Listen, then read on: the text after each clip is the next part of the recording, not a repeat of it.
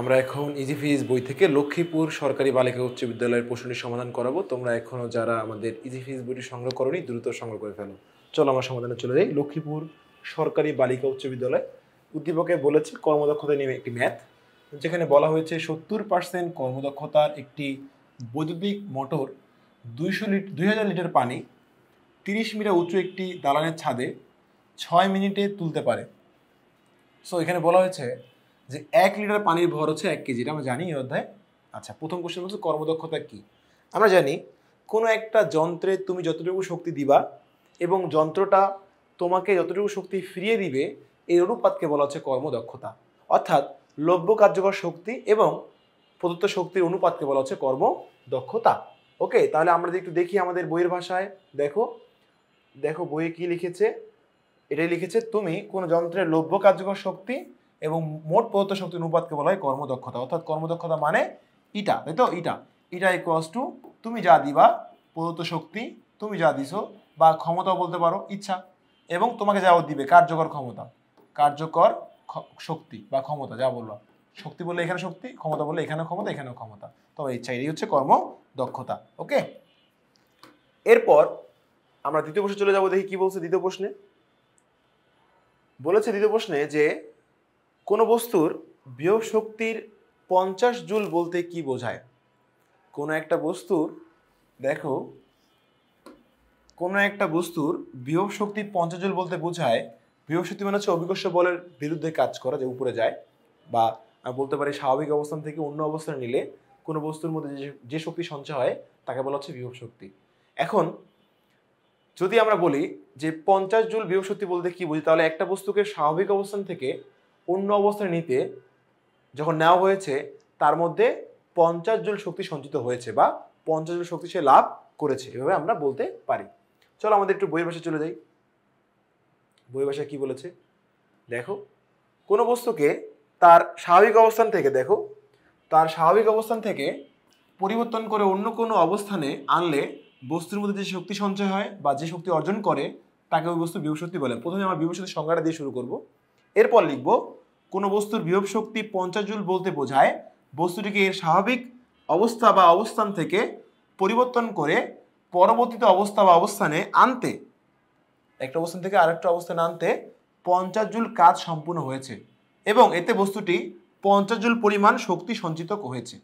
এখন বস্তুটি তার স্বাভাবিক অবস্থান থেকে অন্য অবস্থানে ফিরে আসলে 50 জুল পরিমাণ কাজ করবে। তাহলে সে আরো 50 জুল শক্তি যেহেতু সঞ্চিত হয়েছে, তাহলে এখন সে ওই অবস্থান থেকে আবার অন্য ওই আগের অবস্থানে ফিরতে কি করবে বলতো, 50 জুল কাজ করবে। নর্মাল জিনিস আসলে। এরপর আমরা চলে যাই গ নম্বরে। কি বলেছে দেখি। গ নম্বরে বলা হয়েছে, দেখো বলা হয়েছে গ নম্বরে যে ইঞ্জিনটির প্রকৃত ক্ষমতা বের করতে বলছে। এখন ইঞ্জিনটা কোনটা, 70% কর্মদক্ষতার একটি বৈদ্যুতিক মোটর 2000 লিটার পানি 30 মিটার উঁচু একটি দালানের ছাদে 6 মিনিটে তুলতে পারে। তো এখন আমাদের দেয়া আছে, একটু দেখি আমরা। আমাদের দেয়া আছে হচ্ছে ভর দেওয়া আছে 2000 কেজি, কারণ 1 লিটার সময় 2000, 1 লিটার সময় 1 কেজি, 30 মিটার উঁচু ছাদে 6 মিনিটে তুলতে পারে। তাহলে ছাদ 30 মিটার উচ্চতা, এইচ 30 মিটার, টাইম হচ্ছে 6 মিনিট, মানে 6 মিনিট 36, তাই না? এত সেকেন্ড, 6 মিনিট এত second.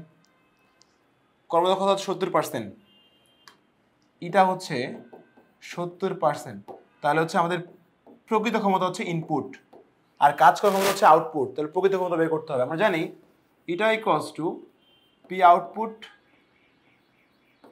By P input into 100%। Input লিখতে পারো তোমরা এখানে, বা আউটপুট লিখলে হবে সমস্যা নেই, 100%। ওকে, তাহলে বা ইটা দেওয়া আছে, ইনপুট বের করতে হবে। সো আমরা এখানে ইটার মান কত বলতে পারি, 70%। আউটপুট হচ্ছে mgh by T divide by P input into 100%। So 100% দিয়ে 70% ভাগ করলে হবে কত, 0.7। হ্যাঁ, এখন এই ইনপুট ভাগ হচ্ছে বেশি, গুণ করে দিব আমরা, তাহলে P in into mgh by T.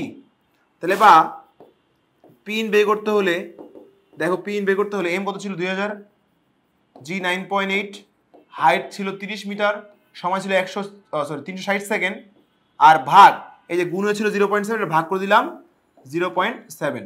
তাহলে দেখো কত আসে, ক্যালকুলেশন করে দেখো কত আসে।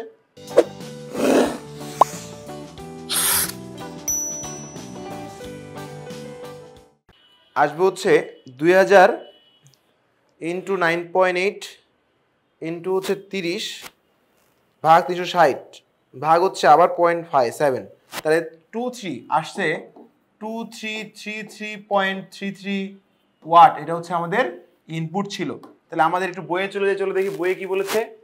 বইয়ে হচ্ছে দেখো, প্রথমে আমরা লভ্য কার্যকর আসলে ক্ষমতাটা আমরা বের করেছি, মানে আমরা যে আউটপুটটা লিখেছি, এই যে আউটপুট ডিরেক্ট এমজিএস লিখেছি, এটা আউটপুট, ওরা এটা আগে বের করে নিয়েছে। আউটপুটটা দেখো আগে বের করে নিয়েছে, বের করে নেওয়ার পর এই মানটা যে আসছে পরে ওরা আউটপুটে বসে ইনপুটটা আলাদা করে নিয়েছে এখান থেকে।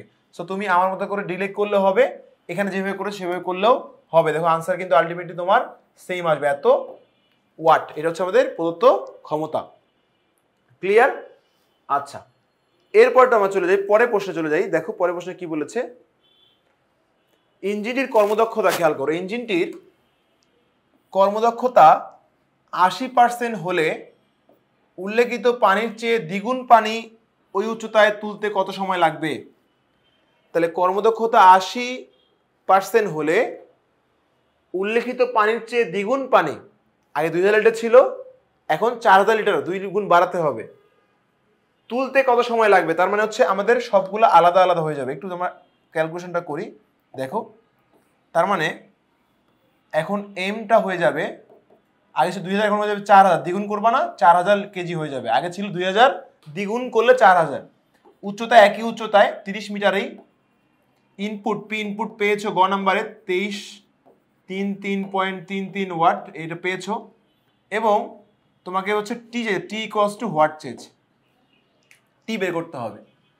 তাহলে খেয়াল করো, আমরা এটাই কোশ্চেন, এটা দেওয়া আছে, হ্যাঁ এটা বলছে, প্রশ্নে বলছে এটা 80% হলে কর্মদক্ষতা, তার মানে হচ্ছে এটা তোমাকে এখানে কর্মদক্ষতা দিয়ে দিচ্ছে হচ্ছে 80%। তাহলে এটা ইকুয়ালস টু mgh বা আউটপুট একই জিনিস বাই টি, তো কাজ করে না।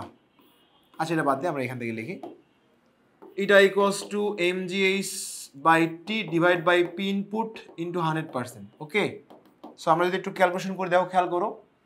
তাহলে এখানে আমাদের বা এটার মান কত আছে বলো তো? এটার মান হচ্ছে 80%, অর্থাৎ আমি 100%, আচ্ছা লিখে ফেলি, সমস্যা নেই।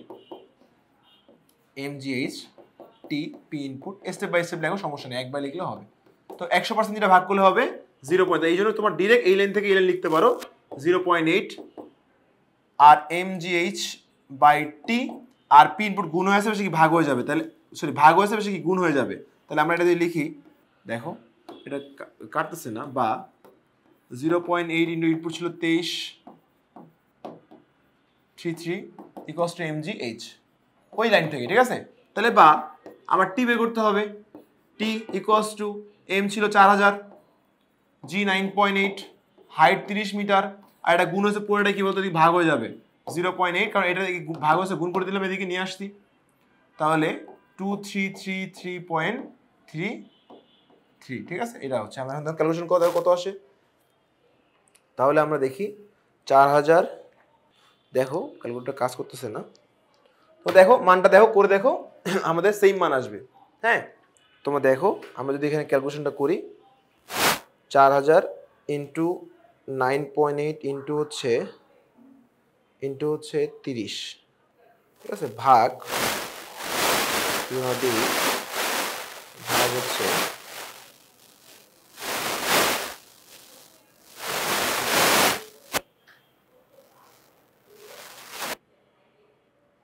0.8 ইন্টু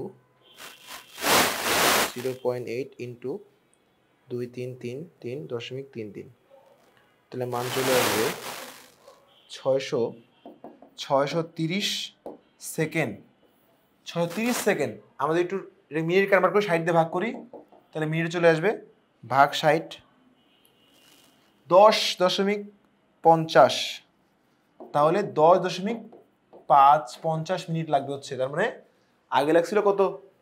আগে লেগেছিল আমাদের কোশ্চেনে বলেছে যে ইঞ্জিনটির কর্মদক্ষতা 80% বৃদ্ধি করলে হলে পানির চেয়ে, উল্লেখিত পানির চেয়ে দ্বিগুণ পানি, আগে ছিল 2000, দ্বিগুণ মানে হচ্ছে 4000 পানি ওই উচ্চতা, সেম উচ্চতা তুলতে কত সময় লাগবে? তাহলে 10.50 মিনিট, 5 মিনিট আর কি।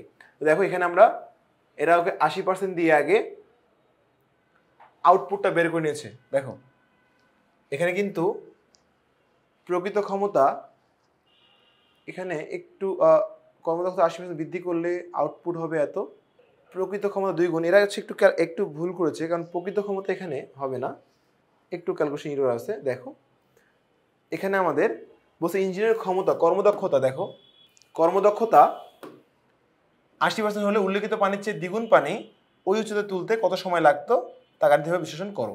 তাহলে আমাদের ক্ষমতা কিন্তু ইনপুট ওই আগেরটাই, ইঞ্জিনের জন্য যে ইঞ্জিনটা ছিল, এই যে দেখো ইঞ্জিনটির কর্মদক্ষতা, এই ইঞ্জিনটারই কর্মদক্ষতা তুমি যদি 80% তাহলে পানি তুলতে এত সময় লাগবে। ওখানে একটু আমাদের ভুল আছে, ঠিক আছে? আশা করি তোমরা এই যে এই ক্যালকুলেশনটা সহজে বুঝতে পারছো।